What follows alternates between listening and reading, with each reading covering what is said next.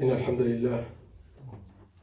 لله نحمده ونستعين به ونستهديه ونستغفره ونعوذ بالله تعالى من شرور أنفسنا ومن سيئات أعمالنا إنه من يهده الله فلا مضل له ومن يضلل فلا هادي له وأشهد أن لا إله إلا الله وحده لا شريك له وأشهد أن محمدا عبده ورسوله وصفيه من خلقه وحبيبه بلغ الرسالة وأدى الأمانة ونصح بالأمة فكشف الغمة. اللهم صل وسلم وازد وبارك وأنعم على حبيبنا ورسولنا محمد صلى الله عليه وسلم وعلى آله وصحبه ومن اهتدى بهديه وصار على نهجه إلى يوم القيامة. اللهم اجعلنا منهم ومن الذين آمنوا وعملوا الصالحات وتواصوا بالحق وتواصوا بالصبر. آمين يا رب العالمين. My dear respected brothers and sisters, we start by praising Allah subhanahu wa ta'ala. We praise and thank Allah subhanahu wa ta'ala for who He is. We ask Allah subhanahu wa ta'ala to forgive us and to guide us. We ask Allah subhanahu wa ta'ala to instill taqwa in our hearts. And we ask Allah subhanahu wa ta'ala to give us the means to have taqwa. And I ask Allah subhanahu wa ta'ala to forgive all of us as we sit here today through this khutbah and make us benefit as much as we can. Ameen ya Rabbil Alameen. When we study the life of the companions of the Prophet Muhammad sometimes we think of them as super Muslims, superhumans. They were very simple individuals who were able to spread Islam from the east and the west. They were individuals who listened to everything that the Prophet told them. Every direction they would go, they would make sure that the Prophet is okay with it. And it is according to the revelation of Allah subhanahu wa ta'ala. And even when we talk about the companions of the Prophet Muhammad we talk about them in the light of them being the best of Muslims. And they are.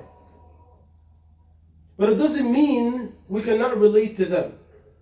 Because we have a lot of individuals that the Prophet ﷺ tells us to follow. But how can I follow certain people? How can I take them as role models if I think that there are super Muslims, that there are superhumans? But when you actually dig a little bit deeper in their life, understand who they were before Islam, and what did Islam do to them, we can relate. And that's going to be the khutbah for today, inshallah ta'ala. I'm going to talk about an individual, a companion that we all know. A companion that we all love. A companion that probably a lot of us know so much about. And I'm going to talk about him before Islam.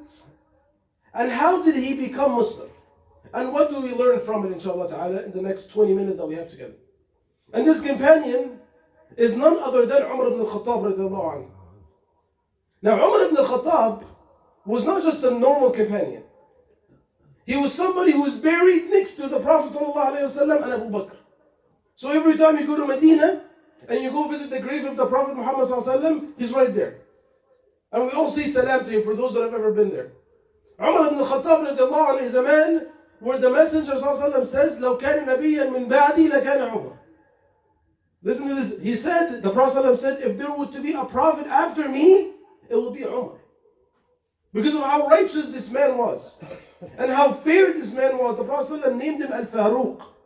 The one who was able to differentiate clearly between the falsehood and the truth. Ridwanullah alayhi. Umar ibn AlKhattab radiallahu anhu, it's been said that when shaitan would see him, he would turn around. He would be scared because of the faith that Umar radiallahu anhu had. And there's a lot to talk about the virtue of Umar. But I want us to go back to before Islam. How was Umar before Islam? There was a story that Abdullah ibn Amr ibn Rabi'a narrates that he said, one time we were in Mecca and we were leaving to migrate to Habasha. Because by this time, things in Mecca were really bad. There were companions being tortured. Some companions already died from the torture. And the Prophet ﷺ started giving the orders for those that have families or those that want to, they can migrate to Abyssinia, to Habasha. So Abdullah ibn Amr says, I was with my mother getting our stuff ready. And we're about to migrate. And our father went to buy some stuff before we leave. Obviously, this is a journey that will take weeks. They have to be prepared. So he says we were standing in front of our home, and Umar radiallahu anhu passes by us. And he says we used to face so much abuse from Umar. Every time we see Umar radiallahu anhu, he will bother us. He will do something bad to us. He will just, we will always be scared of him. So he comes up to my mother and he asks her, where are you going? She says, we are going to the lands of Allah.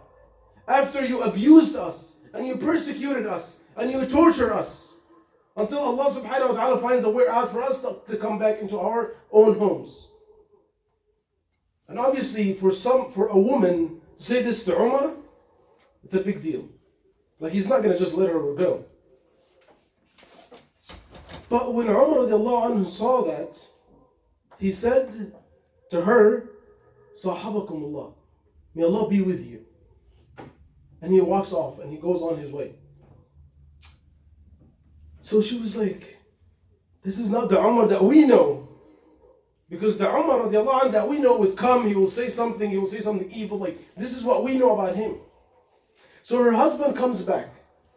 And when he comes back, she tells him, guess what happened? And he says, what's going on? She said, Umar just stopped by. And immediately what comes to his mind is like, are you okay? Is our son okay? Is everything good? She says, yeah, he's fine. Everything's good. But Umar was very different. He says, what do you mean? She says, he comes and he asks us where we're going, and she tells him what happened. And as she was telling him the story, her husband, the father of Abdullah, Amr ibn Rabi'ah, he says, wait a minute. Do I hear in your voice that you think Umar will become Muslim one day? Because you're talking to him as some sort of a changed man. That's not the Umar that we know. Keep in mind, Umar was not Muslim at that time, for those that came a little bit late. So she says, yes, actually, I saw in his eyes that this man can become Muslim one day. And he says the very famous statement that a lot of us know. He says that Umar will not become Muslim until the donkey of his father become Muslim. And then they go on with their day. Now, why do I start off this one? Because people in Mecca, even Muslims, saw no hope in Umar radiallahu anhu. There was no hope. There was nothing that they ever thought that this man would become Muslim. Of how harsh he was. He used to say about himself, he says, before Islam, I used to torture my slave until I get tired. So I go take a break. Not until I get tired, so I'll go take a break. And then I'll go back. This was a man, before Islam, was very different. But what happened?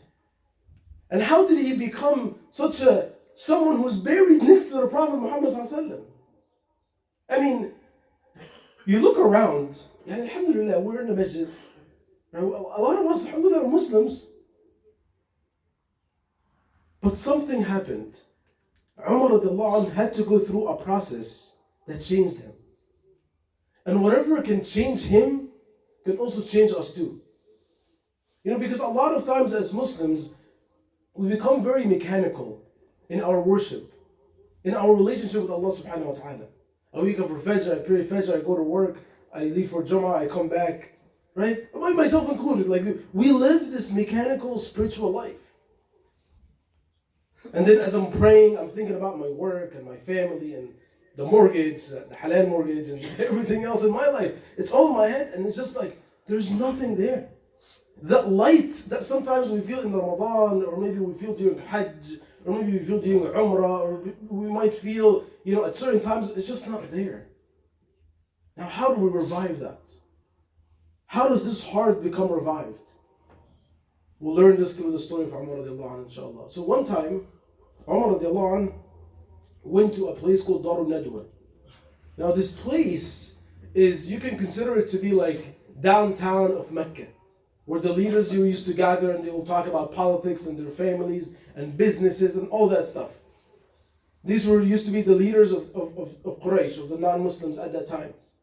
So one time he would go and he found everybody talking about Muhammad sallallahu alaihi wasallam. And this was not their habit.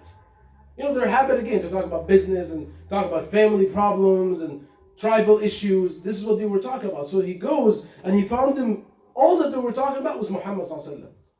So to him he was like, what's wrong with you people?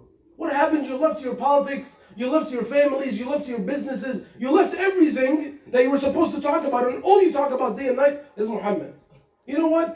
I'll take care of him for you. I'm gonna go kill him. He says, I'll go take care of him.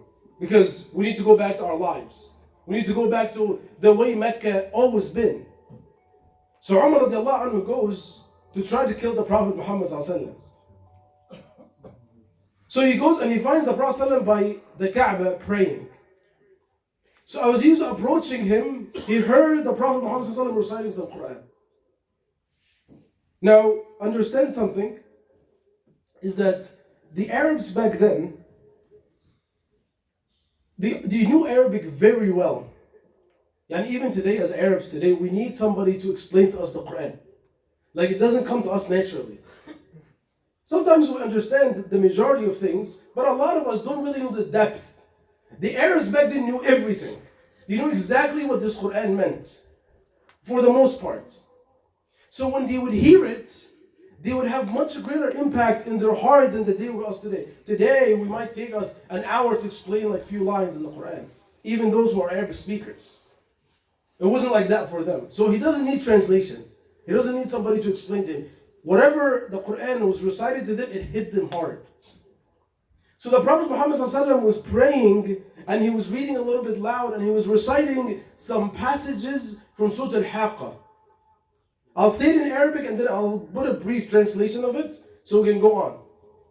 So the Prophet ﷺ was reciting, وَأَمَّا مَنْ أُوتِيَ كِتَابَهُ بِيَمِينِهِ فَيَقُولُ هَاؤُمُ اقْرَءُوا كِتَابِيَهْ إني ظننت أني ملاق حسابي فهو في عيشة راضية في جنة عالية قطوفها دانية كلوا واشربوا هنيئا بما أسلفتم في الأيام الخالية وأما من أوتي كتابه بشماله فيقول يا ليتني لم أوت كتابي ولم أدر ما حسابي يا ليتها كانت القاضية ما أغنى عني مالية هلك عني سلطانية خذوه فغلوه ثم الجحيم صلوه ثم في سلسلة ذرعها 70 ذراعا فاسلكوه إنه كان لا يؤمن بالله العظيم ولا يحض على طعام المسكين فليس له اليوم هاهنا حميم ولا طعام إلا من غسلين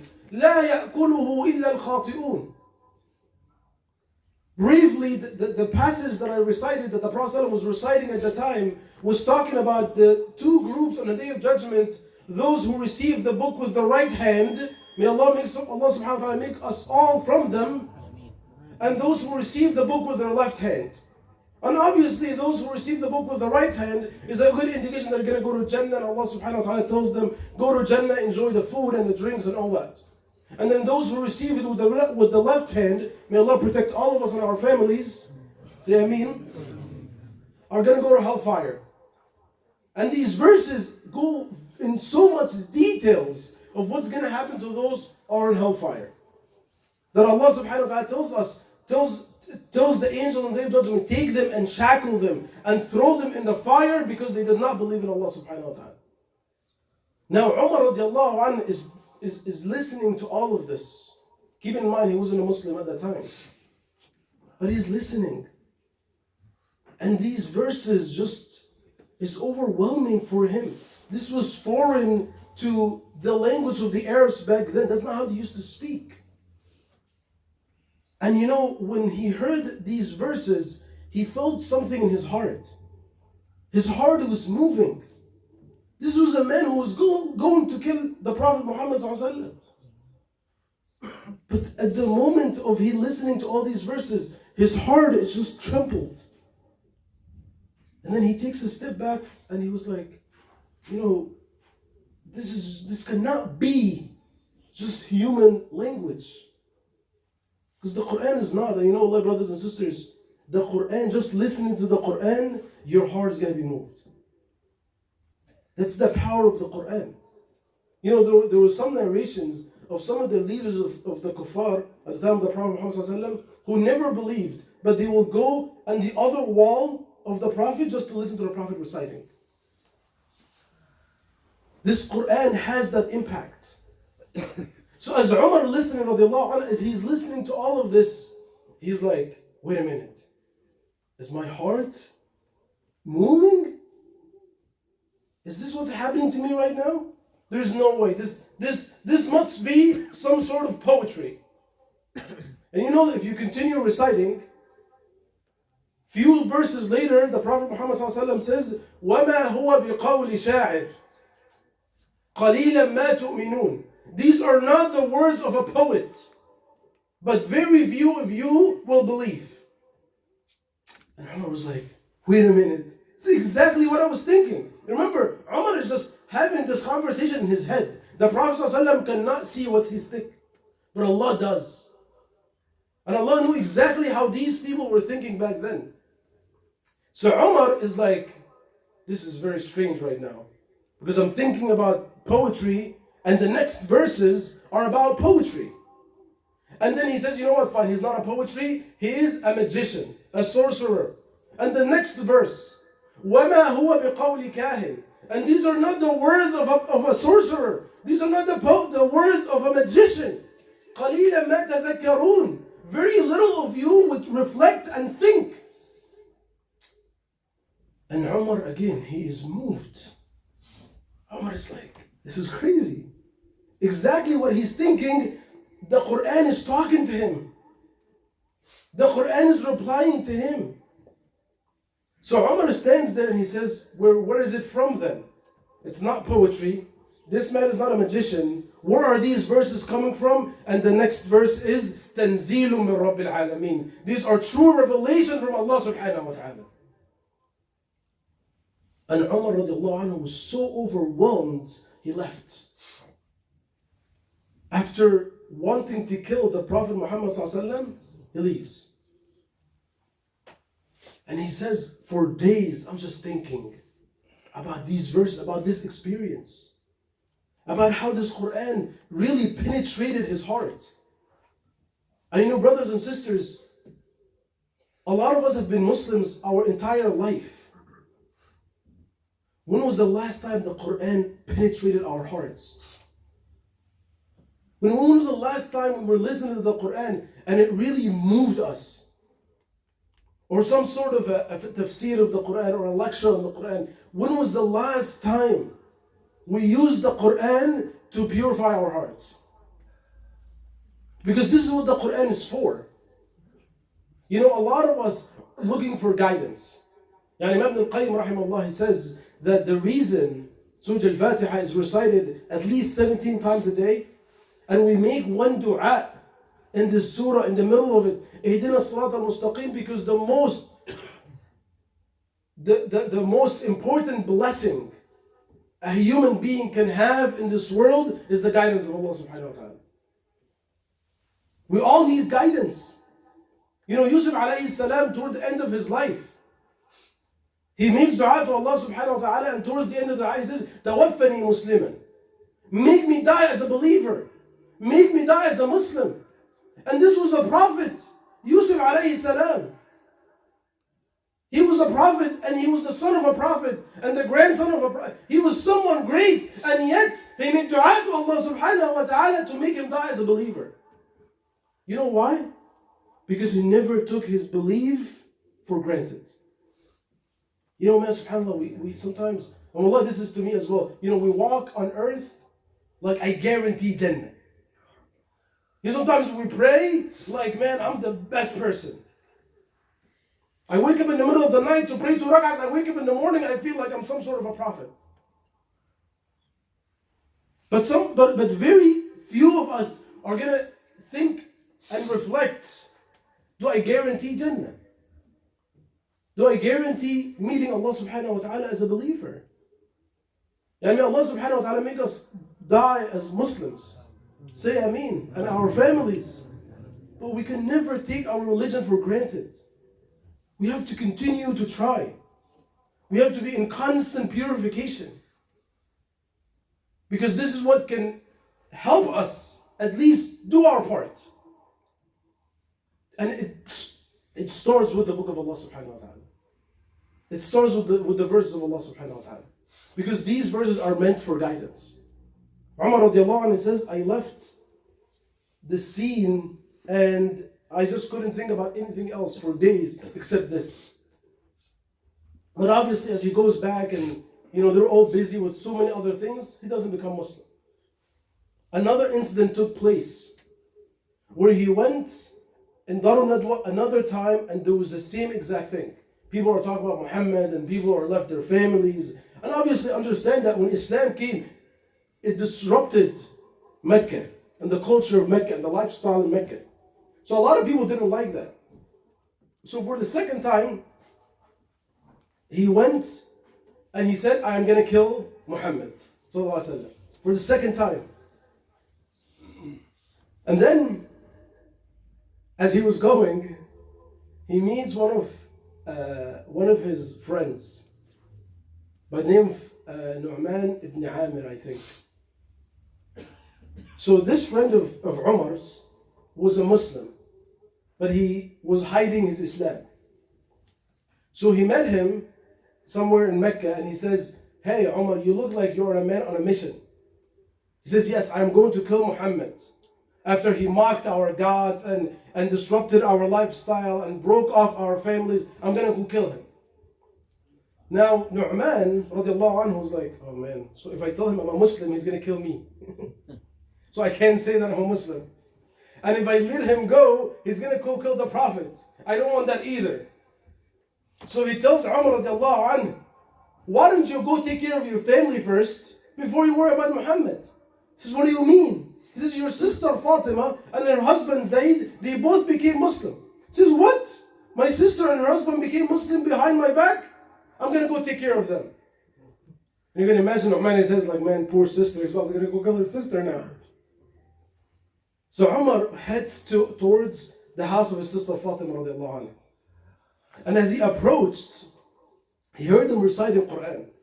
And keep in mind, Umar now is familiar to some extent with the language of the Quran. He can know that this is Quran, not just a conversation taking place. And there was a man inside the house by the name of Khabbab ibn al-Arat, who was one of the Quran teachers from the companions. He was somebody that learned the Quran and he would go to the different houses of the companions to teach them Quran. Which is, subhanAllah, it's fascinating. The Prophet had this entire team around him. But the Prophet wasn't doing everything by himself. Which is a conversation for another day. But Khabbab was one of the Quran teachers, so he was in the house of Fatima and Zayd radiallahu anhuma teaching them Quran. So when Umar approached and he knocked on the door, Khabbab was like, this is your brother at the door. You have to hide me. Because if he sees me here, Khabbab used to be a short man. He wasn't a fighter, he was a very small man. And Umar, mashallah, was a big man. So Khabbab was like, oh, if Umar sees me right now, I'm dead. So find a way for me. So they was like, fine, go hide inside. So he goes and they put him somewhere inside where it's hidden. So Umar radiallahu anhu walks inside the door and he says, I heard somebody reciting Quran. Fatima was like, I don't know what you're talking about. He says, there's someone here. He's like, I don't know what you're talking about, just me and my husband. And then he says, I heard you became Muslim. She says, yes. And then he looks at her husband and he says the same. He's like, yeah, we both became Muslim. So he hits his sister. Umar radiallahu anhu hits his sister. She fell to the ground and she started to bleed. And this was something that was not okay in the language of the Arabs. It was not okay for the Arabs back then as disbelievers to hit women. We need to think about this for a moment in our communities today. So Umar radiallahu anhu, even though he had so much animosity and so much hate for Muslims, he was not okay with himself hitting his own sister. So he goes up and he tells her, okay, I'm sorry, can you recite to me what you were reciting? Or can you give me what you were holding to recite? She was like, I can't give it to you because I can't give it to you. You're najis. You're impure. You have to go wash up. So he goes and he washes up, and then she gives him the paper or whatever that they had, some verses from Surah Taha. So Umar radiallahu anhu starts to recite. And then Fatima radiallahu anha says, I saw my face, the face of my brother changing. This was not the Umar that we know. His face was changing. And then he tells her, take me to Muhammad. Take me to your Prophet. Take me to Muhammad sallallahu alaihi wasallam. I'll finish up the story inshallah in the second part of the khutbah. أقول قولي هذا استغفر الله لي ولكم استغفروه إنه غفور رحيم.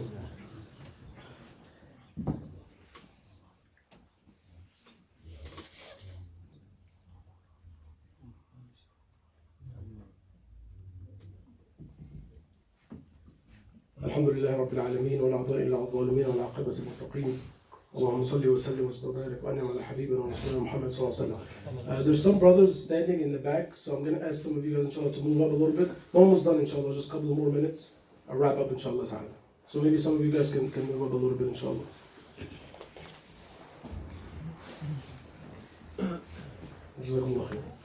So when Umar radiallahu anhu told his sister, take me to Muhammad,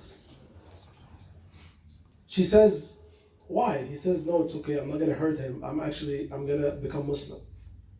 Because that's it. His heart was ready.